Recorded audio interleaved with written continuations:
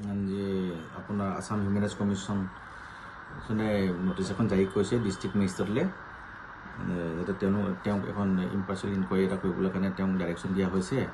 আৰু SP Dibrugarh OC Duliajan আৰু আই কনচাৰ্ণলৈ notice জাৰি কৰা হৈছে, তেওঁলোককো নিজৰ জবাব দিবৰ কাৰণে দিয়া হৈছে।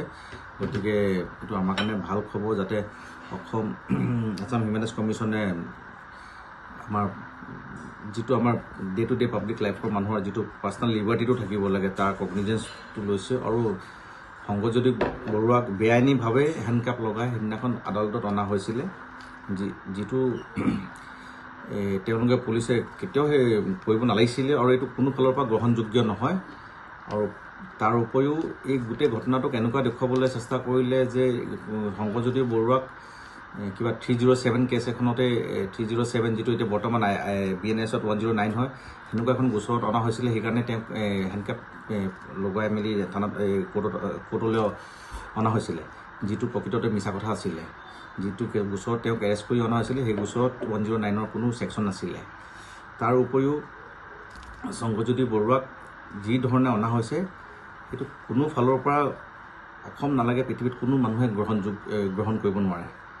সেই গোটেই বস্তুটো মোৰ যেতিয়া চকুত পৰিলে, যেতিয়া মই গম পালোঁ, তেতিয়া মই হিউমেন ৰাইটছ কমিশ্যনলৈ এখন মেইল যোগেদি কমপ্লেইন এখন দিছিলোঁ, আসাম পুলিচ একাউণ্টেবিলিটি কমিশ্যনলৈও দিছিলোঁ।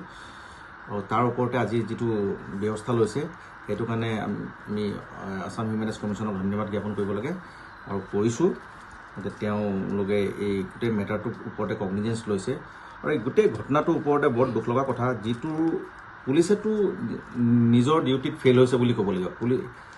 কাৰণ চাব লাগে, যিটো গোচৰত এৰেষ্ট কৰিছিলে সেই গোচৰটোত এৰেষ্ট নকৰি পিনে নটিচতো এই গোটেই ঘটনাটো ইনভেষ্টিগেশ্যন কৰিব পাৰিলে হয়।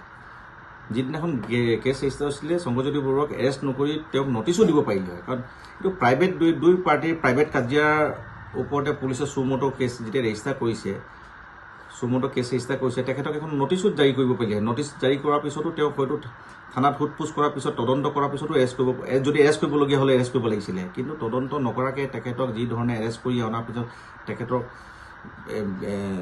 ৰাজহুৱাভাৱে অপদস্থ কৰিলে, সেইটো ষড়যন্ত্ৰমূলকভাৱে কাৰোবাৰ যদি ষড়যন্ত্ৰ আছিলে, পুলিচো সেই ষড়যন্ত্ৰৰে আগভাগ লোৱা নিচিনাকৈ প্ৰতীত হৈছে। এইটোতো তদন্ত বিষয়, কিন্তু নিশ্চয় ইয়াত ৰাজনীতি আছে।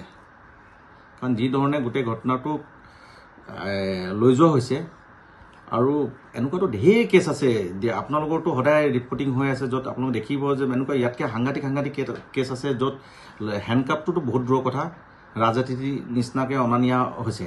তাৰ উপৰিও এনেকুৱা ঢেৰ কেছ আছে য'ত কেছ ৰেজিষ্টাৰ হ'ব লাগিছে, তাতো কেছ ৰেজিষ্টাৰ হোৱা নাই।